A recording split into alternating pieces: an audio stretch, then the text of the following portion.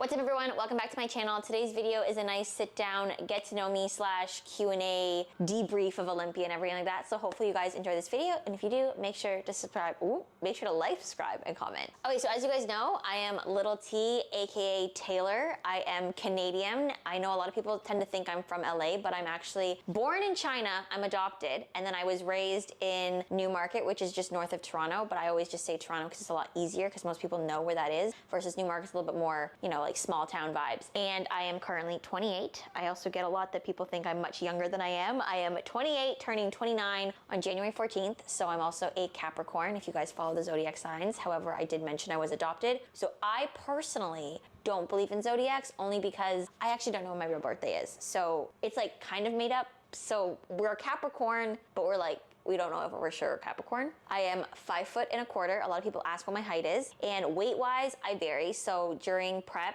I pretty much hover around, like when I'm like at the end towards stage weight, I'm around 102, but then like for many, many weeks, I'm more likely like 106 to 110. And then when I'm in my bulking stage, I'm more closer to like that 115, 120. So that's kind of like where I vary for my weight. Fitness wise, a lot of people ask how I got started in my fitness journey and everything like that. I got started in fitness back in 2014. Oh my gosh, like 10 years ago. 2014, I was in university at Laurier. I went to school for kinesiology and I was on the sports like varsity cheerleading team. And it was my first time being on an actual team sport. And I wanted to make sure I could carry my own weight and that I wasn't gonna let anyone down. So that's how I got my introduction to the gym and just strength training. And then from there, I basically graduated and needed something else. And so I got into calisthenics and that's where I met like the most amazing community ever. And then I also did a Instagram giveaway and got into bodybuilding, and that's like my entry into bodybuilding. And then since then I took a little break off. As you guys know, my pro debut was in 2023. I got my pro card in 2019. So during that 4-year period, I kind of just played around with calisthenics, just fun dynamic movements, stuff like that, and just kind of kept active. And then I got into bodybuilding, and we're here now in 2024, 10 years later, and we're a completely different person, both mentally and physically. I feel like the gym in itself and just having a healthy relationship with my body and food has definitely been a process and something that didn't come easy. And through bodybuilding, it's actually been super helpful to be able to have like an off season, a prep, and to like learn to love my body in all stages. So I will say in terms of my fitness journey, I did start in the very typical, like you have your goals of, oh, I just want to be like skinny, or like I want to be lean and I want to have like a big butt or a small waist. You would just like eat healthy, but you didn't really know what that meant. And then fast forward now, and it's like I kind of know better in terms of like, it's not just about how you look, it's about how you function. And so that's my main priority always. And then it's also about being strong. So I never like to say like, ooh, like I want to be skinny. Like I want to be strong. And that's something that's really important to me, and a message that I always try to send throughout all my social media platforms. It's kind of like, look at what my body can do and look how strong it is, versus that more like, look how fit I am, look how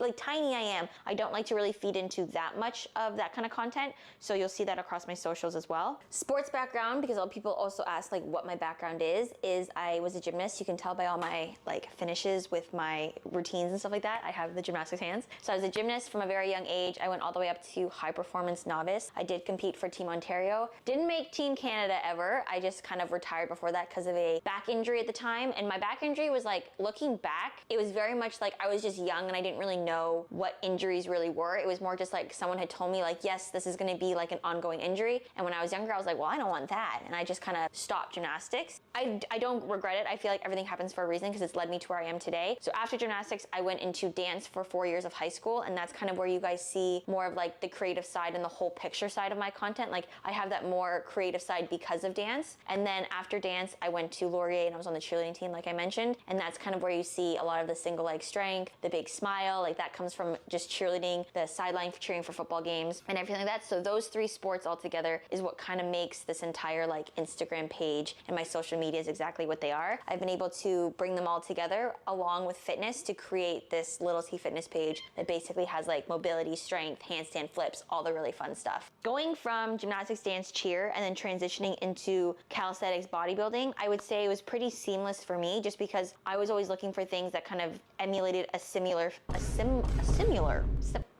whoa, words are so hard. Similar feel in terms of like, I love the movements of gymnastics. And so a lot of calisthenic movements are the same. You got the handstands, the plunges, the bar work, all that stuff. but I was missing that competitive side because in North America, I wasn't really competing heavily in calisthenics. And so that's kind of where I got into bodybuilding, because that was that extra challenging part of the nutrition that wasn't necessarily in gymnastics, as well as the stepping on stage in a bikini was like never none of those sports I did. So it was something that was challenging and brought back that like feeling of being in sport again. So for me, it felt like home being in that area. And in terms of like everything that I have in my toolbox, I would say both calisthenics and bodybuilding, like they just fed really seamlessly into it. Now that being said, you can definitely do calisthenics and bodybuilding without those backgrounds as well. It's just for me, if you're someone who is like looking for that competitive edge and has that sport background, I would highly recommend like checking both of those types of fitness disciplines out, because they bring me a lot of joy, and together they're able to work like cohesively to bring like a nice balance in my life. So now that I'm in off season, I can go back to my calisthenics training, work on some skills, get nice and strong, and then I can implement those skills into my bodybuilding routine, which is really fun. So I don't have to give up one or the other. It's just during prep, I hardly get to touch calisthenics. I get to just focus on what's in my routine, but then off season, it becomes more of a balanced lifestyle. More fun things about me: I own a dog,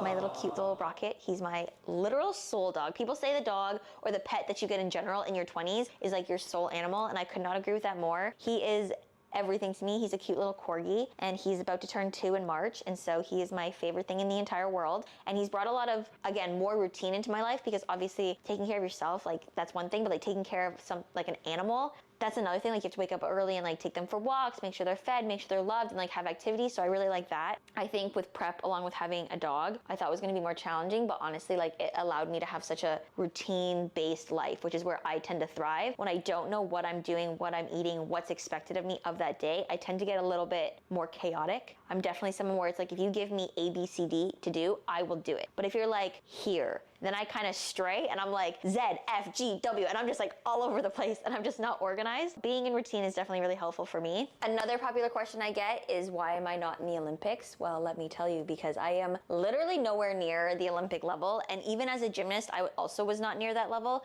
I was very specialized. So I was really good at balance beam, even though I hated it because it was so scary. It's like a 4-inch beam and you have to flip on it. Then floor, but like I really wasn't that strong in it. So in terms of gymnast, I would say like I was a good gymnast. I wasn't like an amazing gymnast. Like I was above average, but again, I wasn't at that Olympic level of like Simone Biles, who's literally like the best in the world. Or even our Canadian Ellie Black, like nowhere close to her level. And so for me, gymnastics was a sport that when I was younger, I actually was very much, and still am, to be honest, a mental athlete. And so a lot of the times I would get into my own head, and that's what made the sport more scary for me. And that's what ended up making me want to walk away from it, just because I found that having like that back injury of like, oh, it'll never get better. And then me also being like, I think I was 13, 14 at the time. I was in grade 8, going into grade 8. And I was like, you know what? I'm really scared of a lot of stuff that I'm doing anyways, because as a sport progresses, things get scarier. And so I was just like, my back hurts. It's always going to hurt. I'm going to go find something else. For me, gymnastics was something that like I still love. Like I love all the movements of gymnastics. However, as a gymnast, did I love it at the time? Like no, because I was just really scared of a lot of things. And so I can still maintain everything I've done from gymnastics, but even still now, there's a couple things that kind of like give me the heebie-jeebies. Like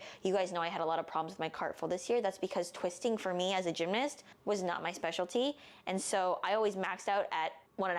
Like I never could do a double. I could never do flipping and twisting at the same time. I would just get lost. Being able to do like a cart full now as an adult and maintain that, like I'm super proud of that, because I never thought that would be me, just because as soon as I was doing gymnastics, I was like, no more twisting ever again, because it's so scary. That's like why I'm not in the Olympics, because obviously Olympics requires flipping and twisting at the same time and doing really scary bar moves. Like my bar routine was the most basic, simple thing in the world. Everything was done on the low bar. I did a quick transition to the high bar and then did like a giant half, front giant dismount, basically. Like it was so simple because I was just scared. And as for dance, I enjoy dance because of the girls and the friendships that I made. However, I was never like a dance girly. Like even now, like if you ask me to like dance at a club or something, will not find me doing that.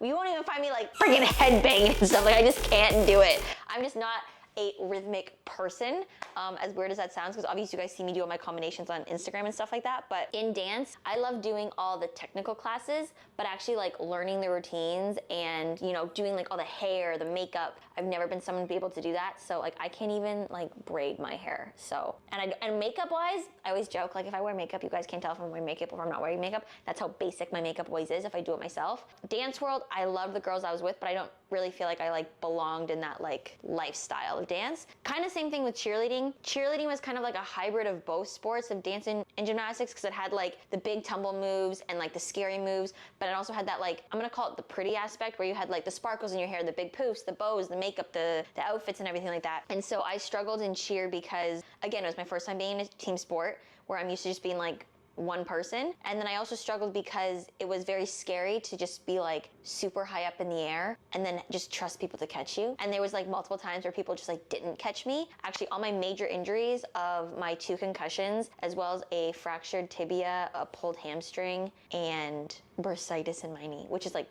bursitis is not that bad, but the other stuff was all from cheerleading. So my major injuries do come from that sport, which is another reason why it was also high-key scary. And again, I had the opportunity to try out for Team Canada and I chickened out because I just was a scaredy cat. So all in all, I feel like everyone on my Instagram thinks I'm like so fearless, so brave, but I am not that person. I'm very mental, and like if I think at all there's like a risk of injury at like a high degree, I'm like, I'm gonna pass. Self-preservation is what we're gonna call that, as a positive twist to that kind of scenario. But that's pretty much like my athletic career, what I liked and what I didn't like about it. And in terms of like bodybuilding calisthenics, I have nothing but positivity about calisthenics. I absolutely freaking love it. Like I cannot wait to actually get back into that world and compete. And like eventually I do want to go to like Europe and compete in it. And I think that's gonna be really fun. Bodybuilding, I love it from an individual level. Like I love the way how I do it and how I operate as an athlete. I would say the bodybuilding world as a whole, just like any other sport, there is like pockets of negativity, and I think for me personally, I just have to make sure that I don't feed into that. Obviously in the bodybuilding world, there's quite a few people who in 2023 didn't agree with my placing, didn't think I deserved it. That was really hard, but it also drove me to be a better athlete for 2024. But it's that kind of thing where like in calisthenics, from my experience at least, I've never had that where people have tried to like take credit away from you as an athlete, whereas I do find some people do that in bodybuilding, which is unfortunate because it is such a subjective sport. Everyone's gonna have their own opinion, and so that's what kind of makes it different from anything else I've ever competed in, because gymnastics, it's a scoring system, cheerleading, scoring system, and yes, there's scoring in bodybuilding, but it's not, at least in fitness, it's not concrete. So our routines, they are weighted 2/3, but because say like a handstand doesn't have a specific value, or like a push-up doesn't have a specific value, when it comes to the look of the routine, it's very subjective to what the judges see. And if it's executed cleanly, if it looks impressive, it looks explosive, it's gonna place higher, but they don't necessarily differentiate a ton of difficulty, which I think is the subjective part of it, because sometimes you can do something that looks really hard, but you can do something that is actually really hard, but you do it really easily. And so that's where it's like, it's really hard to tell. And to be honest, without a scoring system, it's like that for any sport. Even calisthenics to a degree is like that for the freestyle division. I do reps, so it's very strict. It's like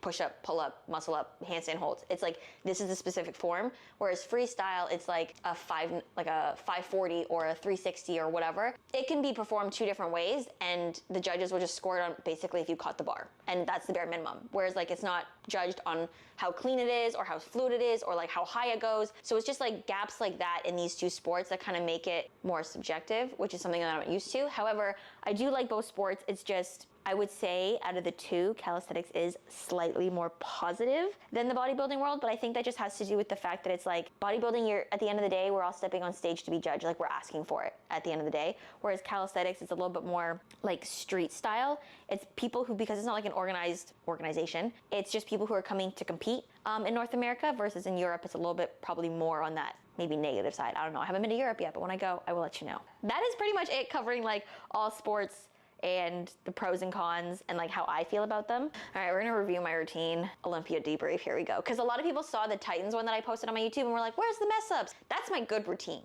Olympia routine was not as good.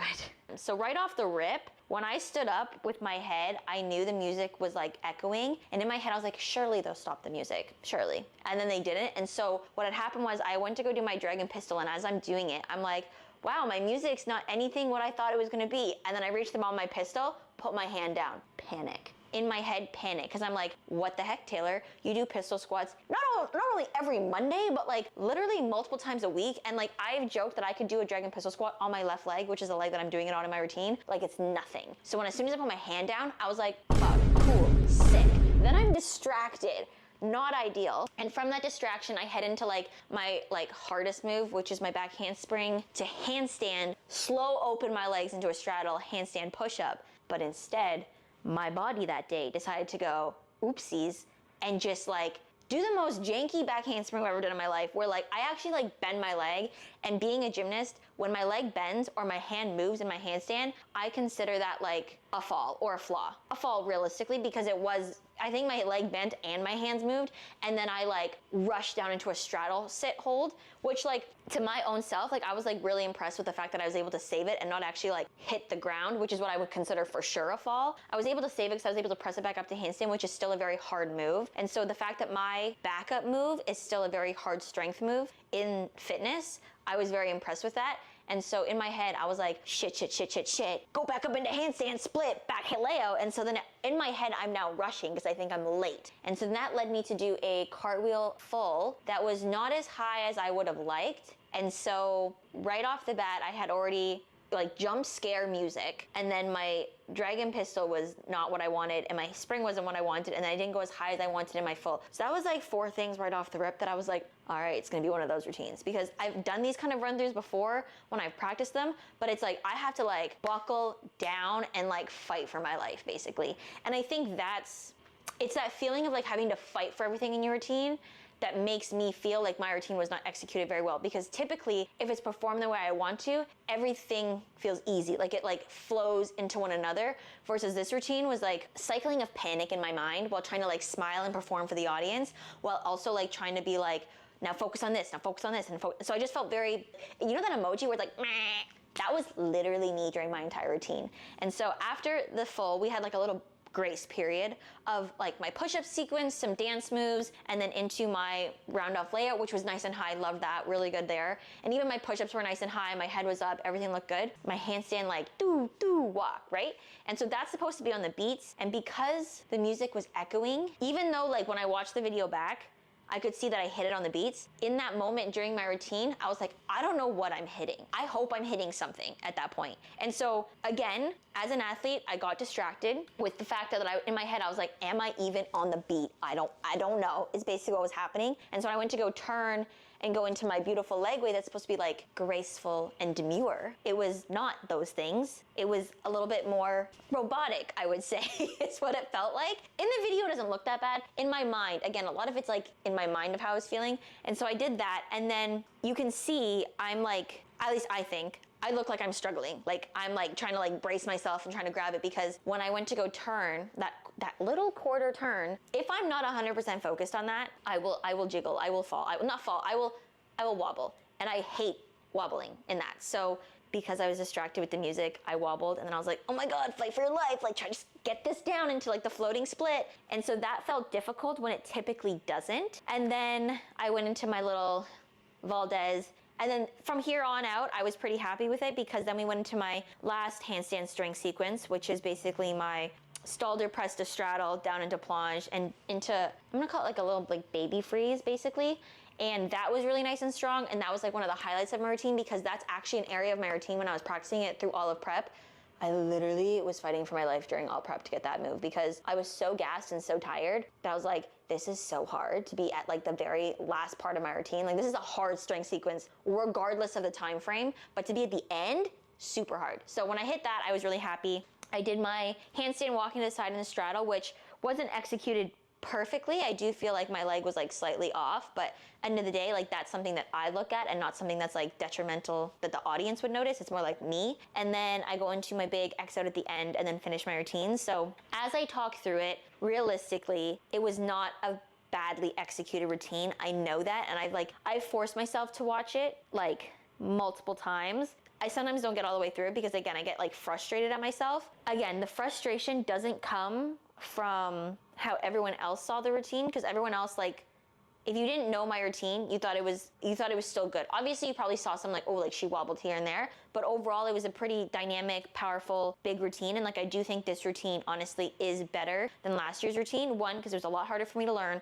but two, it was like a lot tiring, like more tiring for me, and just the skill set in general was a little bit harder in this routine. So that I'm happy with. The disappointment that you guys saw in my show day video was the disappointment in myself as an athlete, because typically in my life, I've been able to elevate myself when I step on a stage. And this was the first time in a long time, probably since my gymnastics days, that I wasn't able to elevate myself. And I actually, what's the opposite of elevate? Basically, I'm used to this, like being able to step up to the plate. And this time I just didn't step up to the plate. I was slightly below, which is kind of like, I say this and it sounds like, when I said it to my friend, he was like, that's so sad. It was basically like the athlete that I thought I wasn't.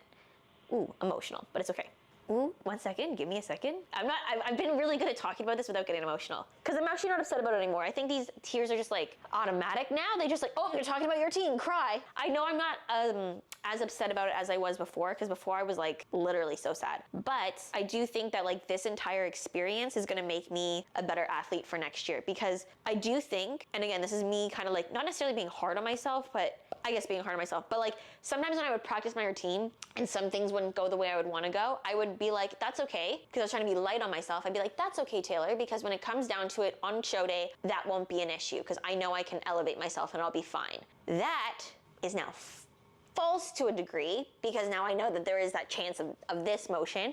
And so I don't necessarily think it's that I don't believe like I'm a good athlete anymore. I still think I'm a great athlete. I think it's more that I have to be not hard on myself, but realistic, I want to say, because in those moments, like I go back and I'm like, in those moments where I was like, it's okay, Taylor, like that quarter turn, you fell on it, but like you won't fall on it during show day. I should have done it more. Like not necessarily run the routine more, but maybe just practice that individual skill more to make myself like almost just automatic, where there was no worry. I also do think as an athlete, how I want to go on that stage next year is not how I entered the stage this year. Because now that I look back and I have time to like fully relax and calm down, I remember being backstage and being so nervous. And I don't want that kind of feeling going into next year, because I think it's that nervousness and that anxiousness that I was like, oh shit, I'm about to step on stage. And it shouldn't have been that kind of mental like talk before I got on stage. It should have been like, oh shit, we're about to go rock this stuff. Like, you know what I mean? Like I feel like that a mental state I was in carried into the walk on stage. And that's kind of like, yes, the music was off, but at the end of the day, I personally think I was probably off way before the music even started. And so going into 2025, I want to make sure that when I'm backstage, 2-3 people before me, I am like in the zone, I'm confident, and I know I'm going to have fun. I think this year it was, as much as I tried to tell myself and like positive self-talk that like it doesn't matter what happens, I'm here to have fun, at the end of the day there was still that nervousness and like lack of confidence in here, because truthfully this routine has been so strugglesome that it just wasn't my routine this year. And it doesn't have to do anything with the choreography, because both Mo and Jody are great. It's literally just I let this routine get in my mind from like probably week 3 of practicing it, and it just carried on through. So lesson for next year, if that happens again with my new routine, we're scrapping it. We're gonna start new, because I don't wanna feel like I'm fighting myself in my own routine. I wanna feel like my routine and I are working cohesively together to show up on show day, Olympia 2025, where I'm backstage and I'm like, I'm super excited to perform this, and it's not, I'm super nervous. That's the difference.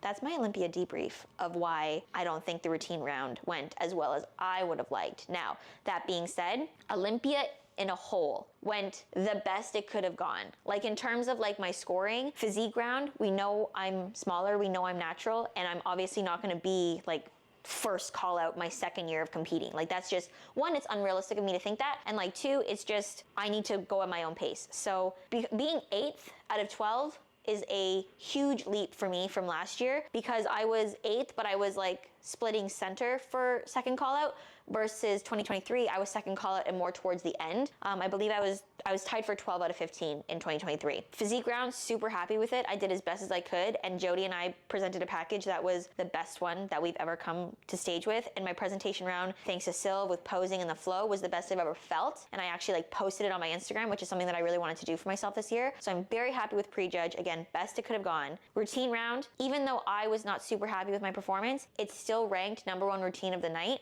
which is absolutely amazing, and I'm so thankful that people did like it more than what I liked it. And I do really feel like the amount of hard work, I'm super proud of myself for it. Do I know I performed it better and would have liked to that night? Absolutely. However, I am super proud of myself for the way I salvaged that routine and was able to still present something that people still really enjoyed and felt like it was a fun routine, because I still got lots of comments and feedback of people thinking it was like high energy, my big smile, like the tricks were amazing. So I'm glad I was still able to execute to the degree that people were expecting of me. And so coming 8th and first in routine, 3rd place was the highest I could have gotten in terms of the scores being together. So I did the best I could at Olympia in terms of placing, which I'm super proud of. I know some people will be like, oh, like, didn't you want to do better than your 2nd place than last year? And in all honesty, it doesn't matter about placing to me. Obviously, like, a medal is a medal, and people always strive for the gold one, always. It's just like the athlete in you. But for me personally, I am so proud of the 3rd place because it was the best physique I've ever presented.